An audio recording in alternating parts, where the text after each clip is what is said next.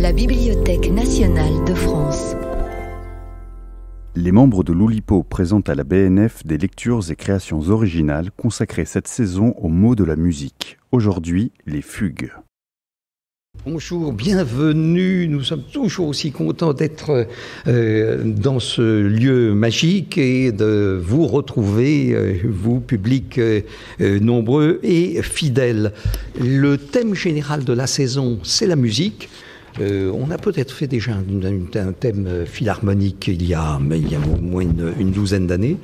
Donc nous reprenons les thèmes musicaux avec, pour commencer, les fugues. Et pour servir les fugues, de votre gauche à votre droite, il y a Paul Fournel, Marcel Benabou,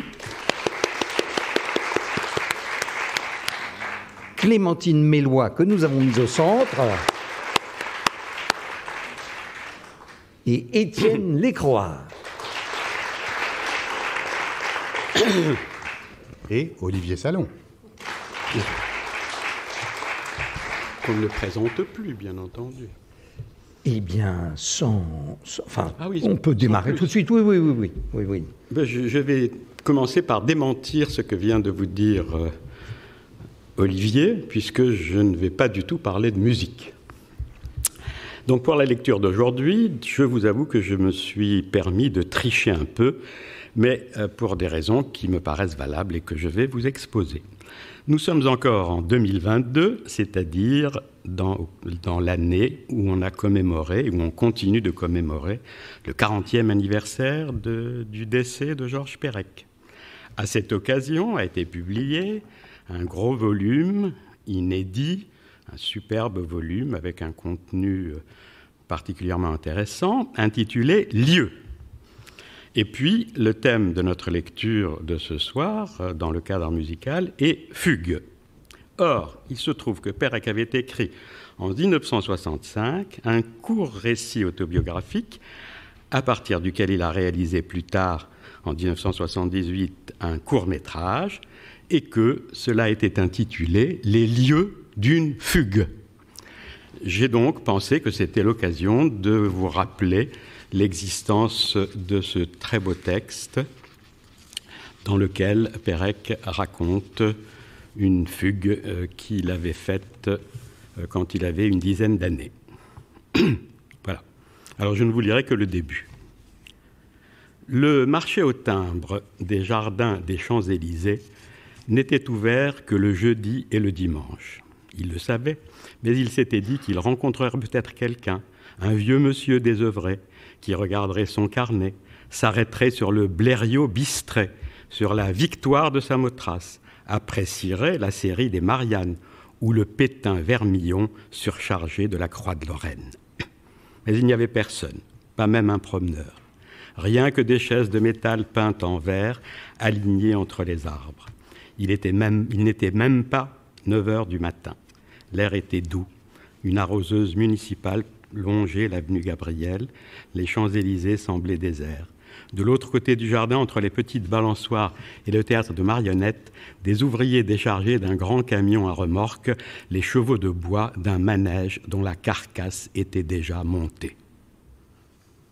Il s'assit sur un banc et ouvrit son cartable. Il sortit son petit carnet de timbres, celui qui lui servait à conserver ses doubles. Il y avait longtemps déjà qu'il avait glissé dans la petite poche pratiquée dans la reliure les plus belles pièces de sa vraie collection, de son bel album relié que sa tante gardait sous clé dans l'armoire de sa chambre à côté de ses bijoux et qu'elle ne lui laissait regarder qu'à contre-cœur.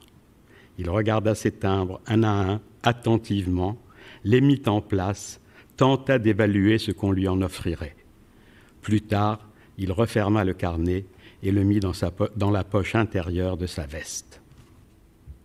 Il sortit son cahier de texte. Ce jour-là, mercredi, il avait 1 heure de français et 1 heure de latin avec M. Bourguignon, 1 heure d'histoire avec M. Poirier, 1 heure d'anglais avec M. Normand, l'après-midi, 1 heure de dessin avec M. Joly, 1 heure de sciences naturelles avec M. Léonard. Il n'avait pas fait son devoir d'anglais ni préparé les interrogations écrites. Il était 9 heures. Il n'était qu'en retard. Tout était réparable. Souvent déjà, il lui était arrivé de manquer la première heure. Il partait se promener, ivre de liberté, porte de Saint-Cloud, avenue de Versailles. Il entrait dans les prises uniques, s'arrêtait à tous les rayons, devant les marteaux, devant les bols, devant les savons. Il avait parfois la chance de voler un clou, une vis, un fer de chaussure, un interrupteur. Il revenait pour 9h30. Son absence, notée sur le cahier de classe, lui valait 2 heures de retenue le jeudi matin. Mais son retard était un alibi, une faute 1000 fois plus facile à supporter en face de son oncle que l'indiscipline. Il ouvrit ses livres et les feuilleta. Il lut ses cahiers et ses vieux devoirs. Il ouvrit la trousse de cuir vert qui avait servi à ses 2 cousines. Elle contenait une vieille règle mâchonnée, 3 crayons de couleur sans mine, un crayon noir, un stylo cassé rafistolé avec de l'albuplaste, un rapporteur de plexiglas, une somme, une gomme usée, un compas. Il traça quelques cercles sur le banc de bois jaune, puis il remit le compas dans la trousse, et la trousse, les livres, les cahiers, dans le cartable. Plus tard, il s'approcha des taillis qui entouraient le théâtre de marionnettes. Il s'assura que personne ne le regardait. Il écarta les branches et laissa tomber le cartable. Puis il s'éloigna à pas rapides. Il était assis sur un banc, en face du Figaro. Les vitrines où était affiché le journal avaient fini par s'éteindre. Seul brillait au-dessus de l'entrée le grand F majuscule traversé d'une plume d'oie. Le jardin était désert. La tente orange et bleue du manège ne se distinguait même plus.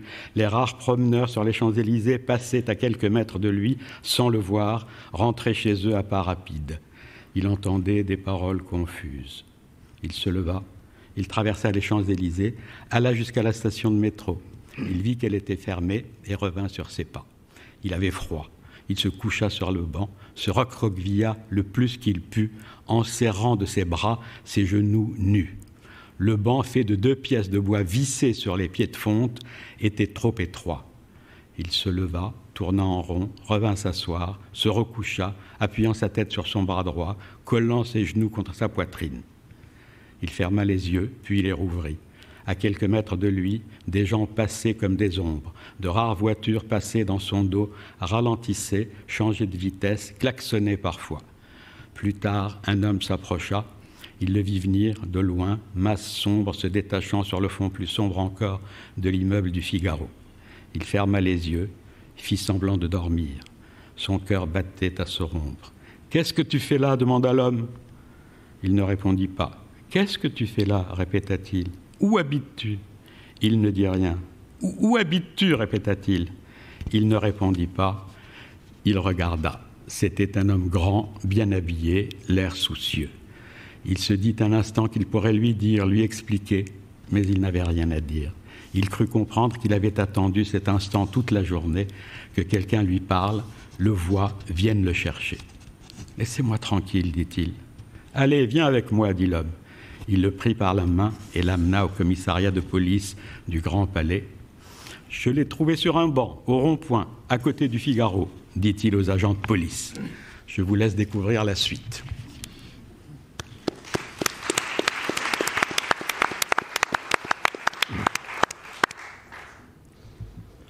Je ne suis pas compositeur de musique, je ne suis pas interprète de musique, je suis désolé.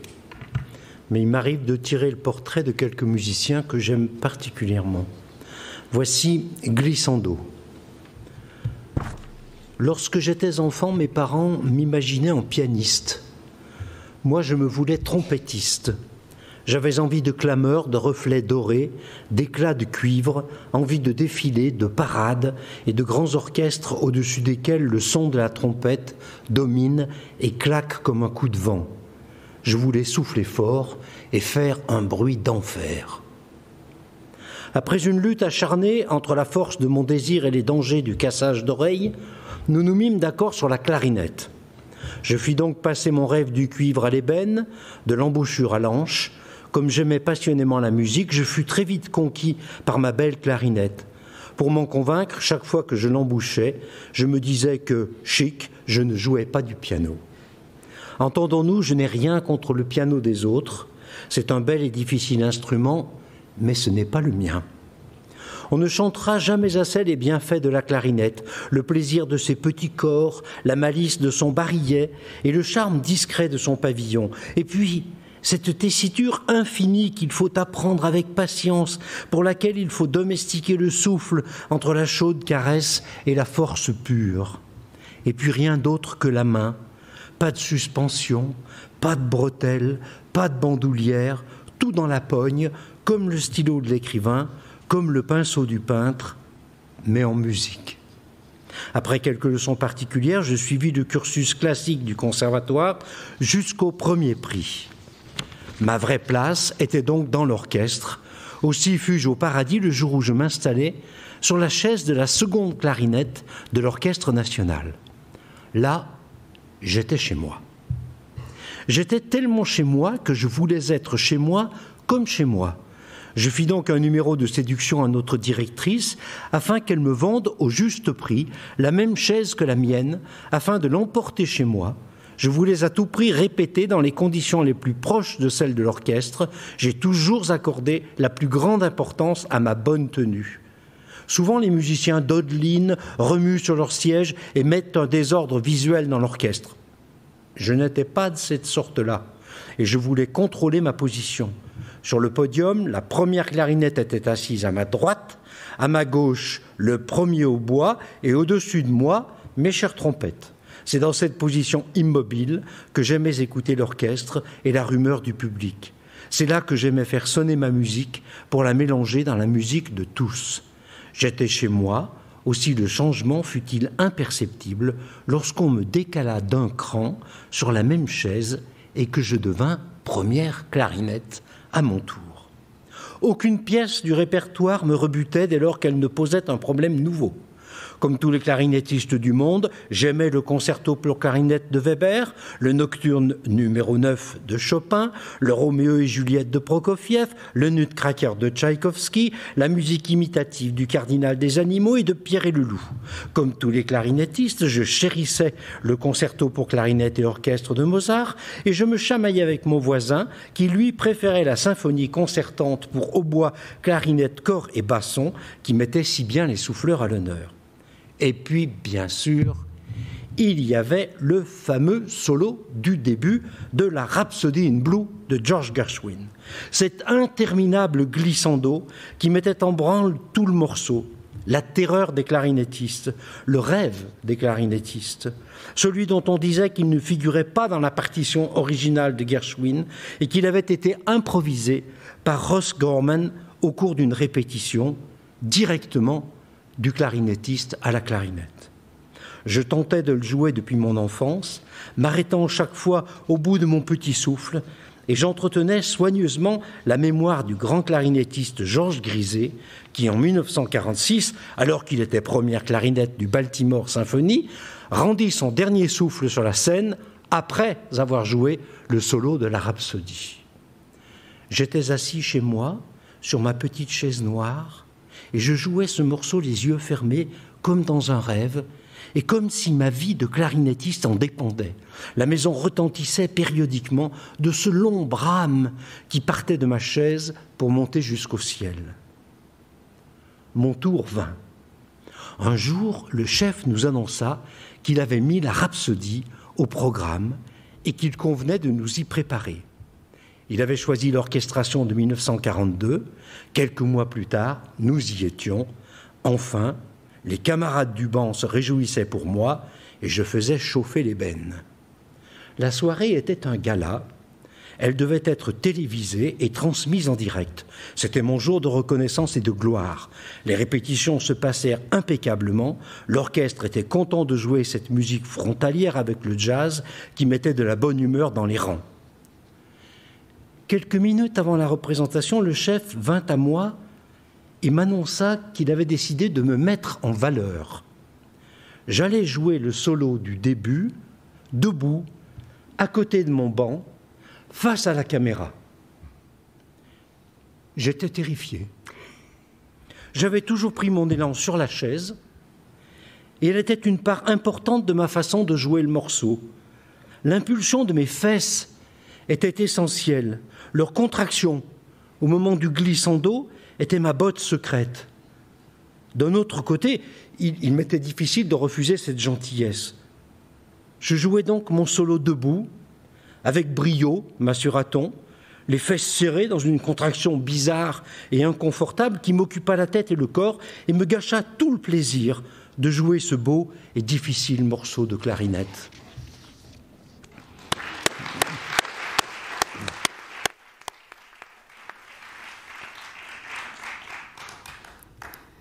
Je lis pour faire diversion, détourner ma propre attention et essayer d'oublier un instant l'absurdité du monde, tromper l'ennui.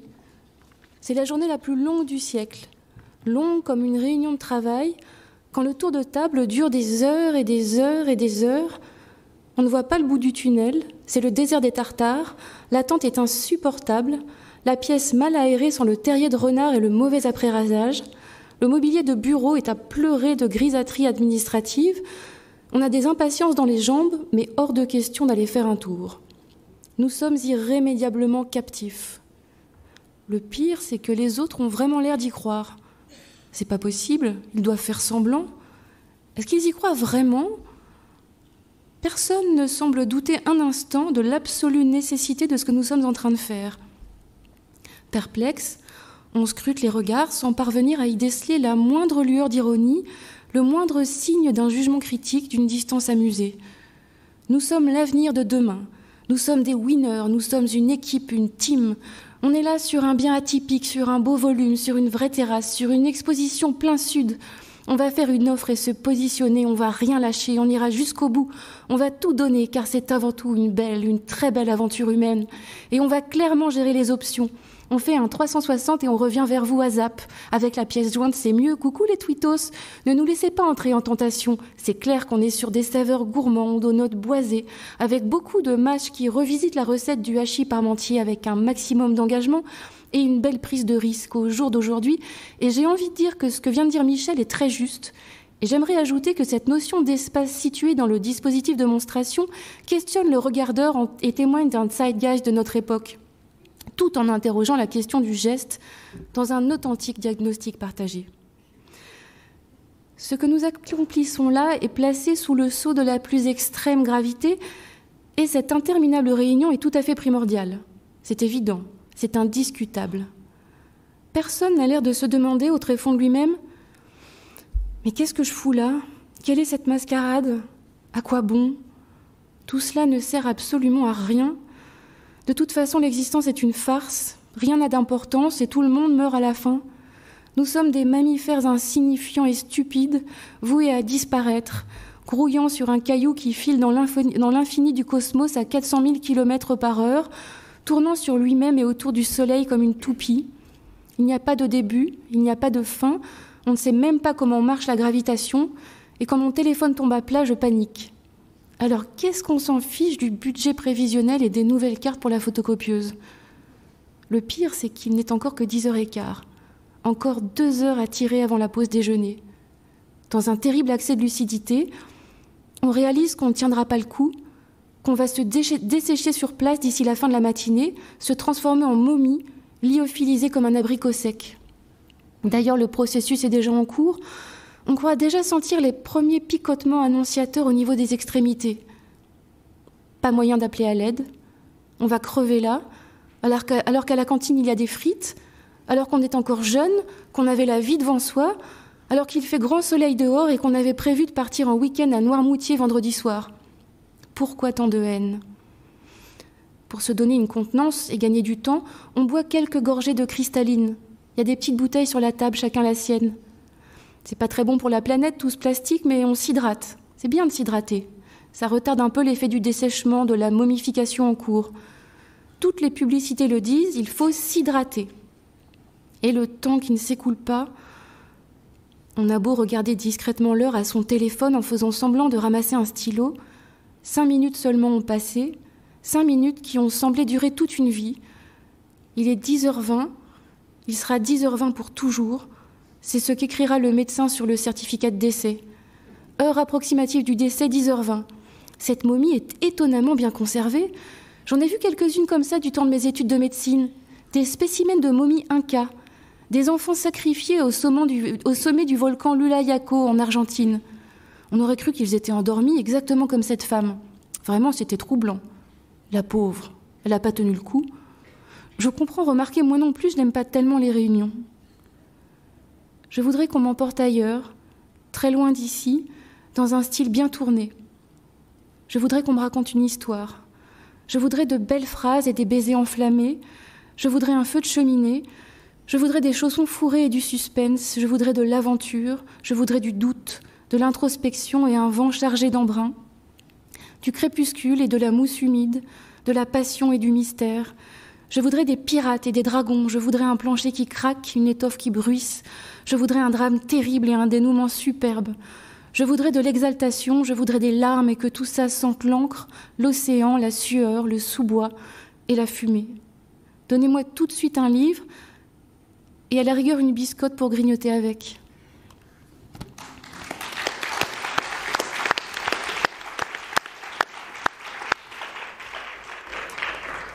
La fugue est une structure fondamentale de la musique classique.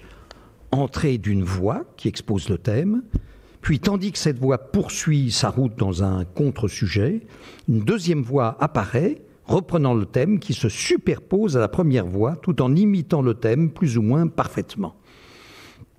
Était-il possible, me demandais-je, de concevoir un équivalent littéraire de la fugue ? Je me suis immédiatement heurté à la difficulté essentielle suivante.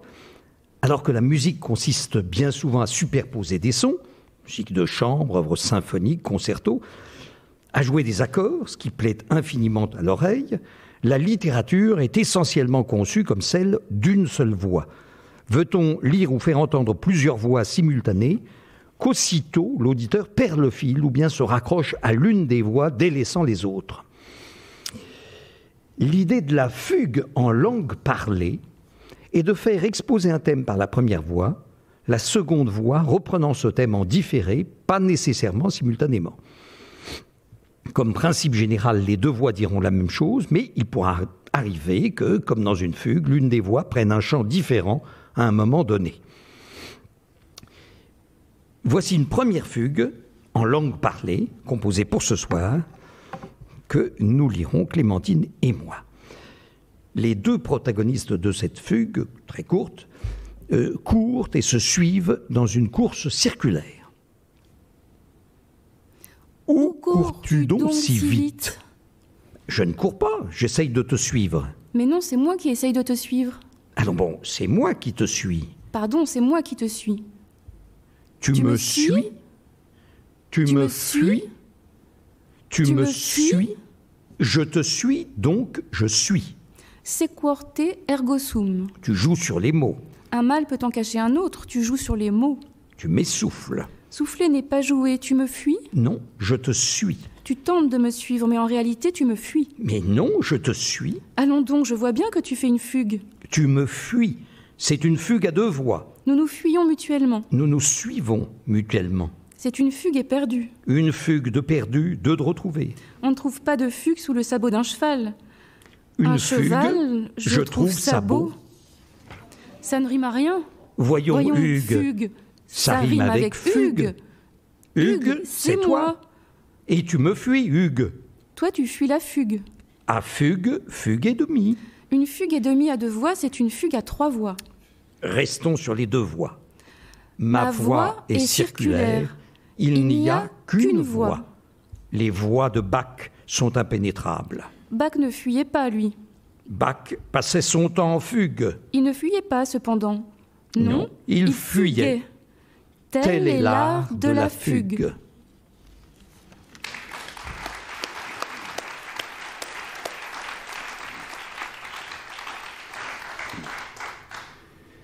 Il y a quelques années, j'ai participé à une résidence entre le Loubapo, l'ouvroir de bande dessinée potentielle, et l'Oumupo, l'ouvroir de musique potentielle. Et on a réfléchi un peu à des façons de travailler ensemble à partir des mêmes contraintes musicales et de bande dessinée. Et dans cette résidence, on s'est un peu attaché au thème de la fugue. On a réfléchi à comment on pouvait faire une fugue. Honnêtement, on a fait des fugues qui ressemblent pas tellement à des fugues, mais vous verrez, c'est plutôt des couches qui s'additionnent de choses. Je vais lire une fugue que j'ai dessinée et après qui a été mis en musique par Valentin Villeneuve. Et donc je vous passerai après une petite vidéo qu'a fait Valentin. Mais d'abord, je vais lire la première fugue avec Clémentine. C'est toi. Non, non, non, non. Je n'entends rien. Non. Non. Prénom. Non. Sexe. Non. Vous êtes sourde. Non. Eh. Je n'entends rien. Non. Si, mais non. Prénom. Manon. Sexe. Moi? Avec vous? Non, merci bien. Vous êtes sourde. Lourde? Ça va pas, non? Oh, eh, restez. Je n'entends rien. Ah, Oui, je vous connais, vous. Vous connaissez mon nom? Si, mais non. Exact. Et vous, c'est quoi votre prénom? Mathieu. Ah, c'est pas banal. Non. Vous voulez changer de sexe? Moi? Avec vous? Non, merci bien. Vous êtes sourde. Lourde? Ça va pas, non? C'est vous qui allez la prendre, la lourde. Oh, eh, restez poli. Jolie? C'est un peu tard pour être aimable, jeune homme. Je n'entends rien de tel comportement. Et donc, Valentin a fait une musique, vous voyez, que vous voyez là, et qui est comme ça en couches superposées. Donc, je vais vous mettre maintenant la petite vidéo de Valentin, excusez-moi, qui est là. La voici. La voilà.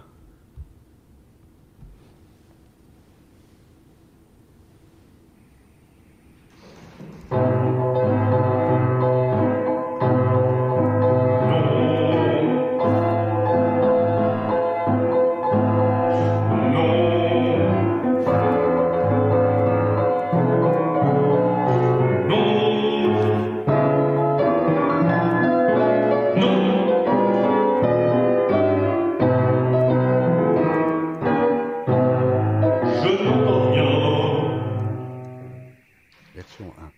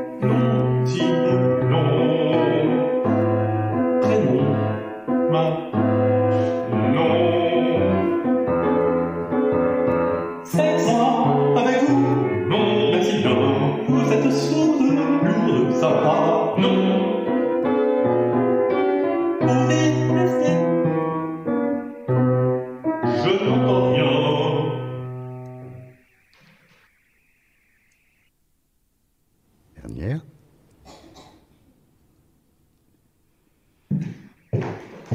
Ah, je vous connais, vous connaissez-vous? Non, Tim, non. Exact, et vous, c'est quoi votre prénom? Mathieu, ah, c'est pas banal, non. Vous voulez changer de sexe? Moi, avec vous? Non, merci bien. Vous êtes sourde, lourde, ça va? Non, c'est vous qui allez la prendre, la lourde. Poli, restez poli, jolie, c'est un peu tard pour être aimable, je n'entends rien. De tel comportement. Voilà. Merci.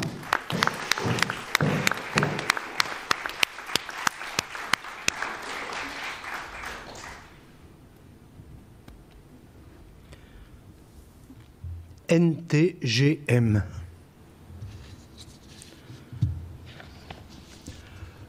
Je dois reconnaître que je ne me souviens pas très clairement de cette soirée qui a changé ma vie pour le pire. Nous étions avec les copains de la maison de production, des grouillots comme moi, et j'avais bu comme un trou. Je crevais de soif et je m'étais désaltéré au rhum. On avait fumé un joint aussi, et j'étais barré. Allez, défoncé même.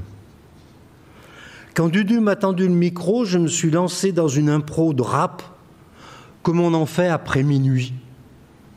J'ai tiré un clacos en passant chez le Porthos. Je l'ai bouffé dans la rue et maintenant il n'y en a plus. Passe, passe le clacos. Si le calendos est trop fort, si la vie est trop amère, nique ta grand-mère. Passe, passe le clacos.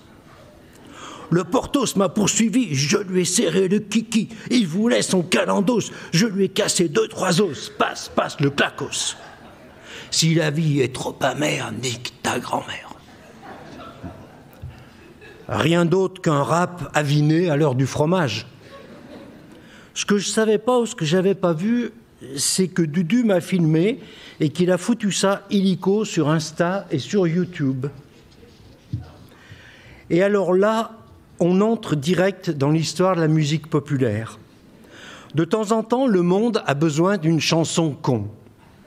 Un tube avec des paroles imbéciles, une musique facile, un machin qu'on chante en riant ou en se moquant, mais qu'on chante et qu'on rechante et qui fait les fins de bal, les fins de soirée, les débuts de chenilles. Une année, c'est le clair de lune à Maubeuge, une autre, c'est Mamselle Angèle, un été, c'est la danse des canards qui devient la danse des connards, et cette année, c'est moi. Mon calendos râpé a fait une quantité monstre de vues sur les réseaux. Des gens du métier sont venus me faire signer des papiers. Ils m'ont dit que j'étais riche. Pour le moment, je n'ai pas vu la queue d'un, mais il paraît que ça va pleuvoir. J'ai constitué un groupe avec moi et moi-même et je l'ai baptisé NTGM. Nique ta grand-mère. Tout cela est 1000 fois trop grand pour moi. Je ne veux pas. Et maintenant, le monde entier chante « Si ta vie est ta mère, nique ta grand-mère, passe, passe le clacos. » Si ça leur fait du bien.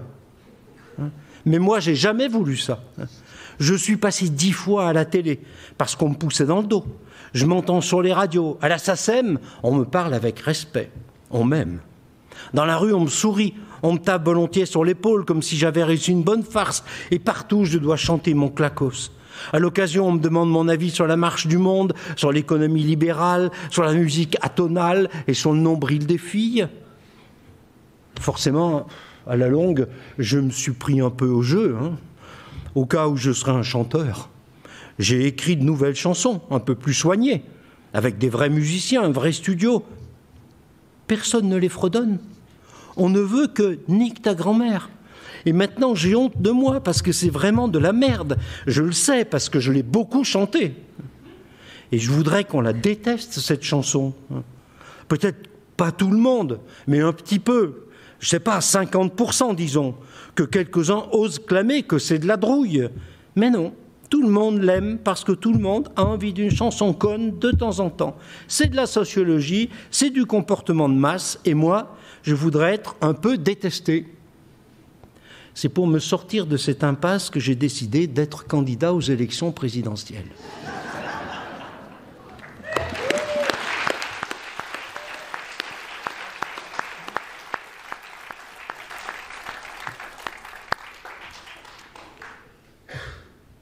Venant en 1747 à la cour du roi Frédéric II de Prusse rendre visite à son fils Carl-Philippe Emmanuel pour la naissance de son petit-fils, Johann Sébastien se serait vu proposer un thème par Frédéric II, roi de Prusse, lui-même flûtiste, musicien et compositeur en cachette de son père qui avait chassé de sa cour tous les artistes. Et le défi d'en faire une fugue à 6 voix. Donc Frédéric II propose un thème à Bach et lui suggère d'en faire une fugue à 6 voix.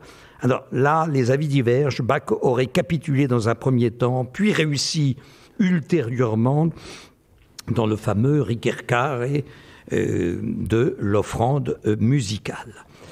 Bien. Eh bien, c'est ce qui m'a inspiré pour cette deuxième fugue qui s'appelle l'offrande musicale. En fait, Bach aurait retourné par courrier son Ricercare à Frédéric II et ce serait l'offrande musicale. C'est l'histoire d'un grand-père. D'un grand-père compositeur. D'un grand-père compositeur. Il vient rendre visite à son petit-fils. À qui rend-il visite ? Il vient rendre visite à son petit-fils. À qui rend-il visite ? Eh bien, il y a Frédéric II de Prusse aussi. Récapitulons. Il y a Frédéric II de Prusse qui est présent. Récapitulons. Le compositeur, son fils, son petit-fils et le roi de Prusse. Ça fait du beau monde, tout ça. Le compositeur, son fils, son petit-fils et le roi de Prusse. Ça fait du beau monde, tout ça. Frédéric II est musicien. Il joue de la flûte. N'oublions pas que Frédéric II est musicien. Il joue de la flûte. N'oublions pas que Frédéric II propose un pari à Bach, une sorte de défi. Frédéric II propose un pari à Bach. Composer une fugue à 6 voix. Une sorte de défi. Ça ne s'est jamais vu.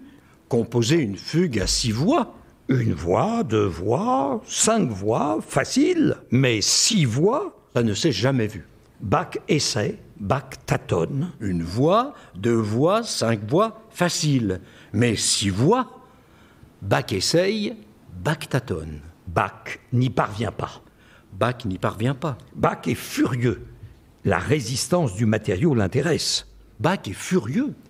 Mais excité tout autant. La résistance du matériau l'intéresse. Il est sur le point d'y parvenir. Mais excité tout autant. Je vous l'avais dit. Il est sur le point d'y parvenir. Il y parvient. Je vous l'avais dit. Pourtant, c'est compliqué, mais... Il y parvient. Pourtant, c'est compliqué. Il est tellement heureux qu'il offre cette fugue à son petit-fils. 6 voix pour un petit-fils. Il est tellement heureux qu'il offre cette fugue à son petit-fils. C'est un cadeau de musique. 6 voix pour un petit-fils. C'est un don musical, un présent musical. C'est un cadeau de musique. Bach décide de l'appeler l'offrande musicale. C'est un don musical, un présent musical. Pour la naissance de son petit-fils. Bach décide de l'appeler l'offrande musicale. C'est un cadeau de musique. Bach est ravi. Bach a réussi. Grand-père. Frédéric II est enchanté. Bach serre la main de Frédéric II. Ils se serrent la main tous les deux. Merci, bravo, monsieur Bach. II. Vive la Prusse. Vive Leipzig. Je suis bien heureux d'être grand-père. Portez-vous bien. Bien le bonjour chez vous. Soyez productif. Bien le bonjour à Madame la Reine. Quelle chance d'avoir son Bach. Décide de l'appeler l'offrande musicale. C'est un don musical, un présent musical. Pour la naissance de son petit-fils. Bach décide de l'appeler l'offrande musicale. Bach c'est un cadeau de du tout. Bach est ravi. Bach d'être a réussi. Frédéric II est enchanté. Frédéric serre la main de Bach. Ils se serrent la main tous les deux. Merci, monsieur Bach. Vive la Prusse. Je suis bien heureux d'être grand-père. Portez-vous bien. Bien le bonjour chez vous. Soyez productif. Bien le bonjour à Madame la Reine. Quelle chance d'avoir son Bach. Bach est heureux. Ravi. Bach l'art d'être grand-père. Enchanté, Frédéric II. Bach serre la main de Bach. Ils se serrent la main tous les deux. Bravo, monsieur Bach. Monsieur Frédéric II. Vive la Prusse. Je suis bien heureux d'être grand-père. Portez-vous bien. Bien le bonjour chez vous. Soyez productif. Bien le bonjour à Madame la Reine. Quelle chance d'avoir son Bach.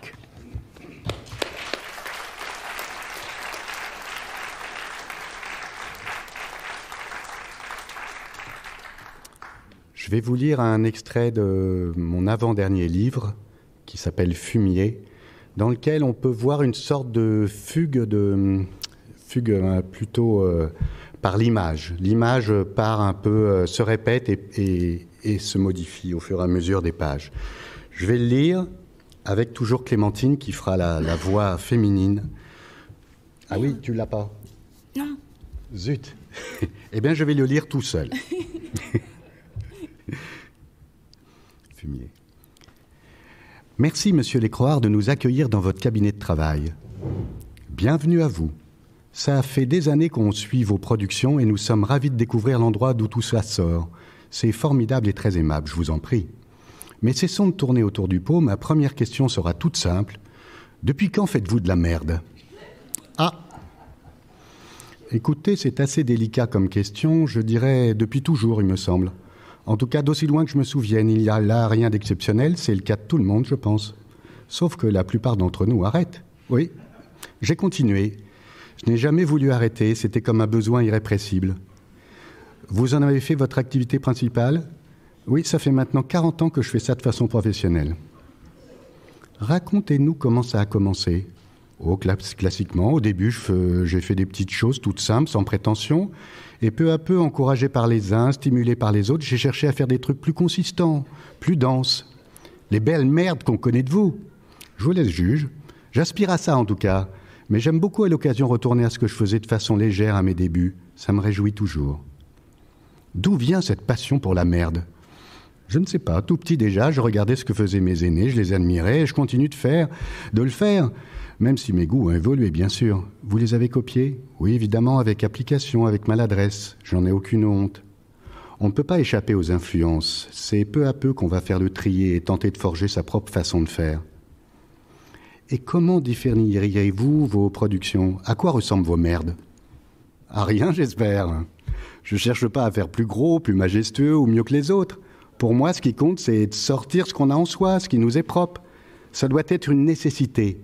Il faut chercher à être le plus juste, à être fier de ce que personne d'autre n'aurait pu faire à votre place. Ne craignez-vous pas de refaire toujours les mêmes merdes ? Je cherche à éviter ça à tout prix. Je ne veux pas me répéter, produire à la chaîne. Mais comment l'éviter ? Il faut faire là où on ne vous attend pas. Je n'ai aucun plaisir à officier dans les lieux communs où tout le monde est déjà passé. J'aime explorer, ouvrir de nouveaux champs et marquer mon territoire. Mais où puiser dans votre fond, mais à toujours puiser dans votre fond propre, ça ne risque pas de s'épuiser ? Étonnamment, je ne crois pas. Ça se renouvelle toujours. Si on cherche vraiment en soi, on découvre comme un dédale sans fin. Il y a toujours des recoins inexplorés, des grains-gnauds oubliés. Il n'y a pas de véritable cul-de-sac. Tout est ouvert, indéfini. Montrez-vous toutes vos merdes ? Dieu merci, non. Il y a énormément que je garde bien au chaud. Je rumine tout ça, je tourne, je retourne, je transforme, j'ajoute ici, retranche là, et j'attends le bon moment pour sortir cela. Bien sûr, beaucoup de trucs informes ou foireux ne verront jamais le jour. Comment sentez-vous que c'est le bon moment ? Ah ça, seule l'expérience nous guide. Ça doit venir quand il le faut. Quand je me retourne vers ce que j'ai fait, je regrette souvent de n'avoir pas su attendre. J'aimerais reprendre une grande part de ce que j'ai fait, quasi tout d'ailleurs. Mais c'est impossible. Il faut avancer, tâcher d'améliorer ce qui va venir. Et quelle forme de merde préférez-vous ? J'ai un goût certain pour les formes courtes, bien senties, pas prétentieuses, dûment torchées, juste ce qu'il faut. Et quand je le sens, je peux aussi faire en quantité, dans la longueur. Il ne s'agit pas de s'épancher pour le plaisir, il faut que ça ait un sens et que ça reste consistant, bien sûr. J'aime bien explorer ça aussi. Il n'y a aucun tabou à avoir.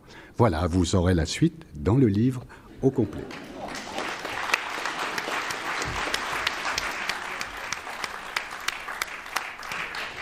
Pardonnez-moi, comme nous n'avons pas les petites bouteilles, je vais faire donner à boire à mes camarades. Alors, c'est toi qui dois officier. Pourtant, c'est toi qui dois officier, oui. Alors, pour terminer, Paul Fournel nous a concocté une série de Chicago.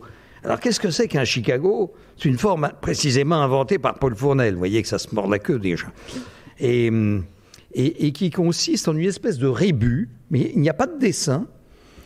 Il n'y a que des approximations sémantiques. C'est-à-dire que Paul Fournel va vous faire deviner un mot, en 2 ou 3 syllabes par exemple. Il va vous faire deviner la première syllabe, non pas par sa définition, mais par des mots... par cœur. Non. J'en vois qui redoublent. Non, il y en a qui sont là pour la première fois.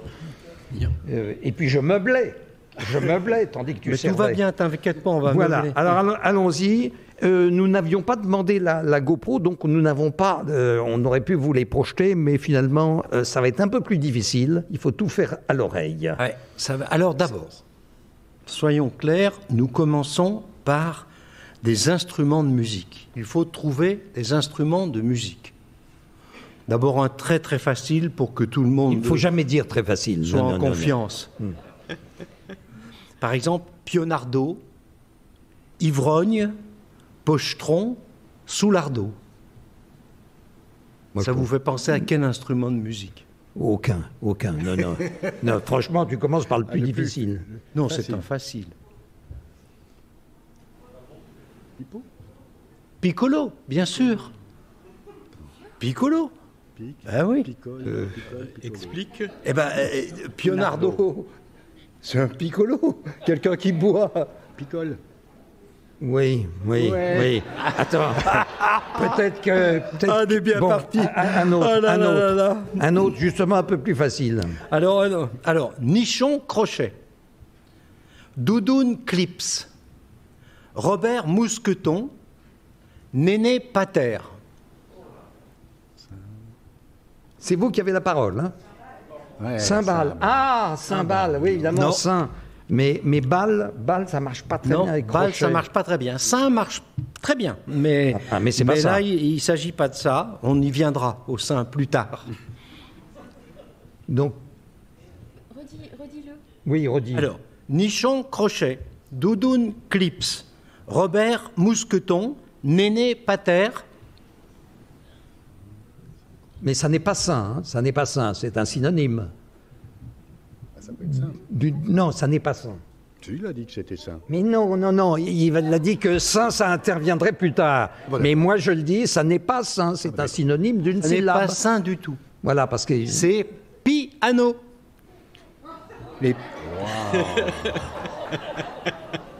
Ah oui. Oh non. Ah bah oui.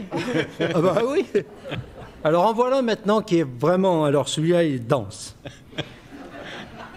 Tête, serviteur. Ventre, femme de chambre. Pied, valet. Cuisse, majordome. Bravo. Trombone, voilà. Bravo. Qui est-ce qui a trouvé trombone? Oui, il y en a eu deux d'un seul Deux. coup là-bas. Est-ce que vous pouvez vous dresser quand vous vous honore? En tout cas, vous serez décoré. Non. Alors en voilà un qui est très facile, celui-là. Mais arrête de dire ça, il faut jamais dire ça. Ne dis plus jamais. Cal belge. Alus valgus allemand. Durillon italien. Verru slovène. Ah oui, corps. Corps anglais. Oui, Nicolas. Voilà, ça, voilà du bon travail. Ça, c'est sérieux. Alors, maintenant, on y revient. Clémentine. Oh là là. Nichon karaoké. Néné boîte de nuit. Nibar bamboula. Robert fiesta. Ah bah oui. Cymbale, nous y Cette sommes. fois-ci, oui. C'est ça qui est terrible, il y en a qui anticipent. Ouais, c'est- Ils trouvent les solutions avant que j'ai posé le problème. C'est de la virtuosité pure. Hein. Alors en voilà un autre. Gifle, on cache. Nion, on couvre. Baigne, on oublie. Coup, on glisse sous le tapis. Clavecin. Comment? Alors vous avez raison, c'est un instrument de musique. Oui. Violoncelle, bien sûr. Mais oui, mais redis-le avec la solution Oui. qu'on comprenne bien. Gifle, on cache. Nion, on couvre. Baigne, on oublie.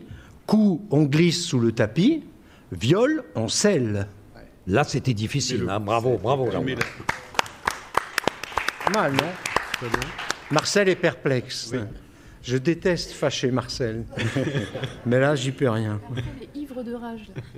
Oui, je sens bien qu'il fulmine. Alors attends le prochain, tu vas voir. Jacob, pas malin. David, bêta. J'ai dit bêta. Oui, ça y est, c'est déjà trouvé. Hélicon, bien sûr. Moshe, idiot. Isaac, crétin, hélicon. Mais voilà, c'est l'instrument préféré de notre ami Étienne qui le pratique. Le sous-bassophone, je ne sais pas si tu as fait. Ah, le sous-bassophone, Tu ne l'as pas mis dans tes trucs. Non, c'est sous-bassophone, essaye, tu verras. J'ai essayé pour te faire plaisir, mais c'est difficile. Je préfère fâcher Marcel. Mais on a déjà vu Étienne sur cette scène. Oui, il y jouer. a bien 10 ans, avec un sous-bassophone. Jouer du sous-bassophone, oui. Alors, clochette claire, clarine lointaine, carillon confus, cloche vague.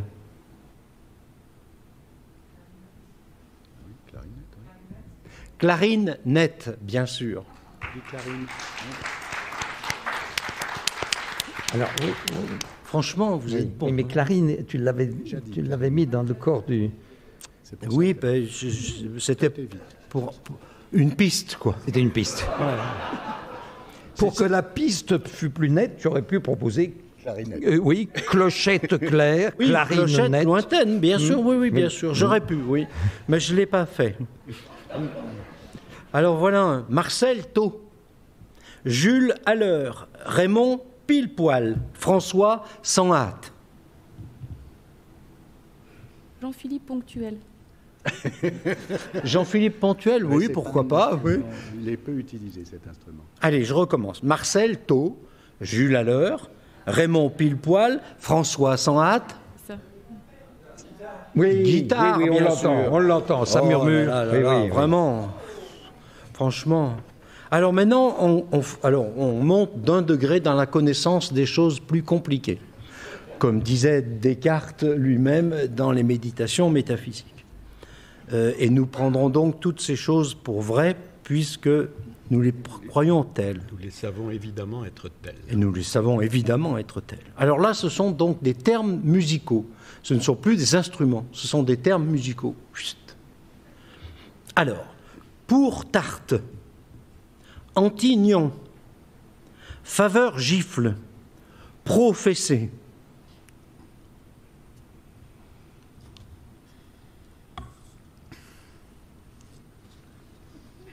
Ça vous embouche un coin, hein? Non mais redis-le. Et puis ici, Pour tarte, anti-nion, faveur gifle, professé. non. Oui, oui. Oui. Contrepoint, bien sûr. Bravo, bravo. Voilà, bravo. Vous voyez qu'ils ne sont pas trop durs, puisqu'il y en a qui y arrivent. Bah oui. La preuve. Bah, le plus dur, Bon. c'était le premier. Alors, imbécile, bien sûr, bas. Crétin, évident, moyen. Idiot, elle va de soi, nain. Sot, sans le dire, géant.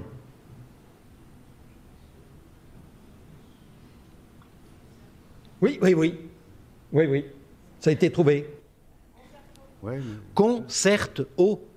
certes. Certes, oui. Certes. Mais redis-le, oui, redis-le. Imbécile, bien sûr, bas.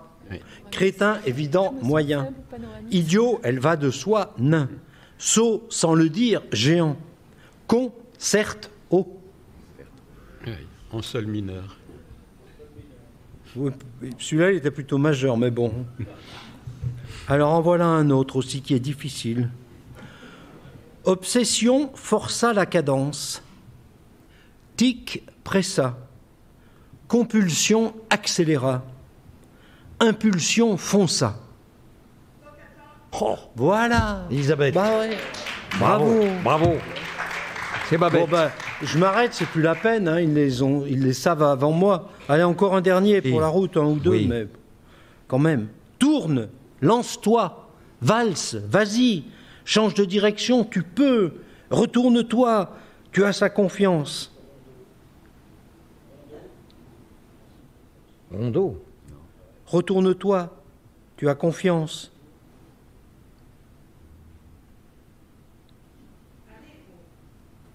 Ah, ça a fâché. Il y avait la framboise frivole, non? Tourne, La- lance-toi, valse, vas-y, change de direction, tu peux. Retourne-toi, tu as confiance. Virtuose. Ouais. Ouais. Voilà. Mais je me souviens du spectacle du duo de musiciens, d'humoristes musiciens belges, la framboise frivole. Et c'est vrai qu'à un moment, c'était un peu sur ce principe. À un moment, le plus fluet des deux, car le pianiste était très très corpulent. Donc le plus fluet des deux dit à l'autre de se mettre au piano et il lui dit « Allez gros !» C'était dans cet esprit-là. Oui, c'était dans cet esprit-là. Je suis très heureux d'être comparé à un gros Belge. Bon, G bouge, H s'agite, I se trémousse, J se secoue. Bon, Cadence, bien voilà. sûr. Et Voilà.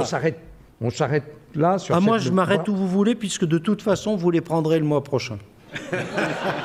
Il n'y a aucun souci. Je ne suis Oui, pas non, mais inquiet. on s'arrête là parce qu'il y a quelques annonces en fait. Ah, il y a des annonces. Il y a quelques Ah bon, annonces, alors, s'il y a car des annonces. sous le coude sont arrivés deux livres tout là-haut, proposé, écrit par des oulipophiles avertis. Le premier, c'est Alain Zalmanski, qui est donc quelque part, et qui nous propose des dingbats, que je vous montre. Mais évidemment, bon... Ah si! Ah mais si! Oh mais c'est formidable, ça change tout! Oh, bravo et merci! Merci à la régie, voici des dingbats. Alors qu'est-ce que c'est qu'un dingbat? C'est aussi un rébus, une forme de rébus. Il n'y a aucun dessin. Il s'agit de deviner soit des mots, soit des expressions. Et ce que l'on propose, ce ne sont pas des dessins, ce sont des lettres ou des mots qui, selon leur configuration sur la couverture, vont vous faire deviner quelque chose. Par exemple, celui-ci, attendez, voilà, celui-ci en est un. Enfin bon, c'est peut-être pas le meilleur. Attendez, c'est peut-être pas le plus évident. Voilà. Alors, celui-ci, par exemple, quelle expression, là, vous voyez, il y a écrit zéro, voilà, le O de conduite a été remplacé par un zéro, donc il faut deviner, bravo, zéro de conduite. Zéro de conduite, je ne suis pas sûr que, oui...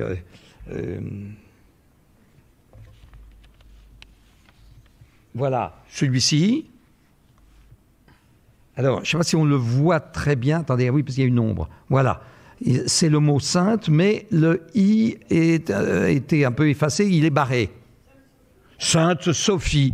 Sainte sauf I. Hein, sauf I, mais oui, Sophie, c'est un grand classique. Alors, il y a...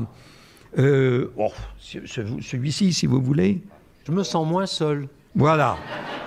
C'est trouvé. Voilà, il a trouvé... Chocolat suisse. Chocolat suisse. Chocolat suisse. Bon, et puis... encore au bout des pages. Voilà, on peut terminer avec celui-ci qui est assez raffiné.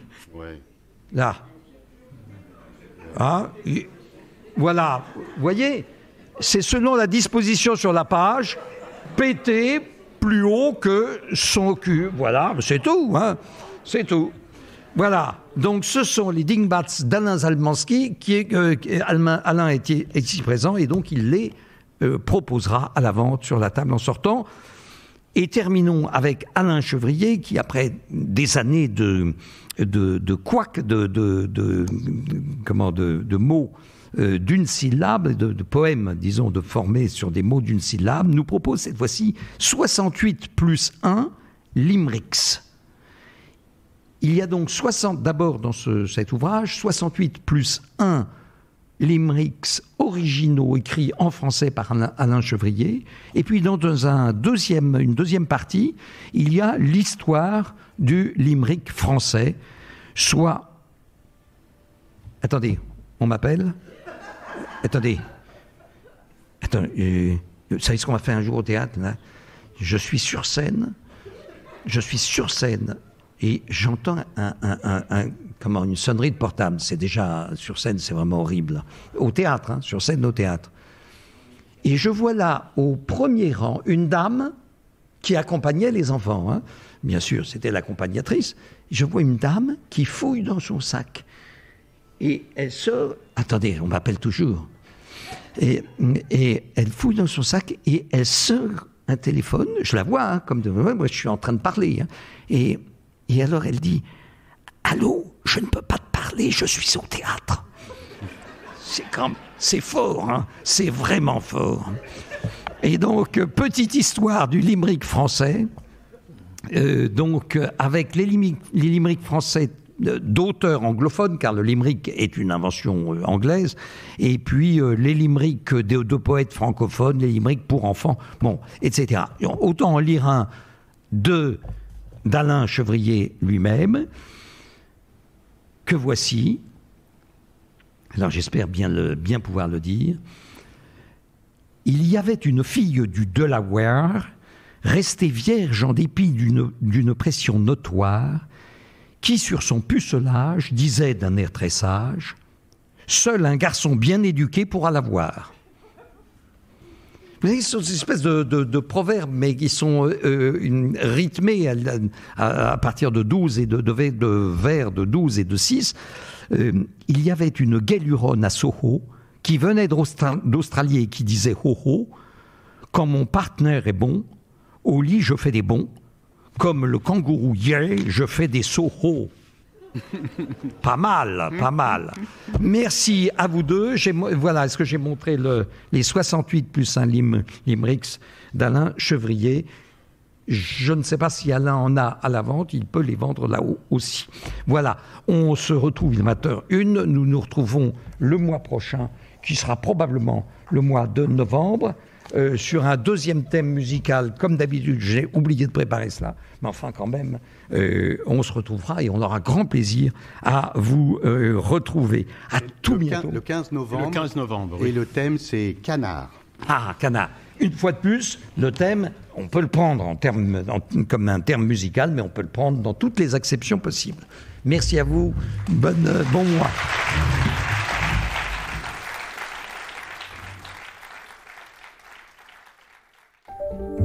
Vous venez d'écouter un podcast de la Bibliothèque nationale de France. Retrouvez les conférences, rencontres et créations de la BNF sur toutes les plateformes de podcast ainsi que sur le site bnf.fr.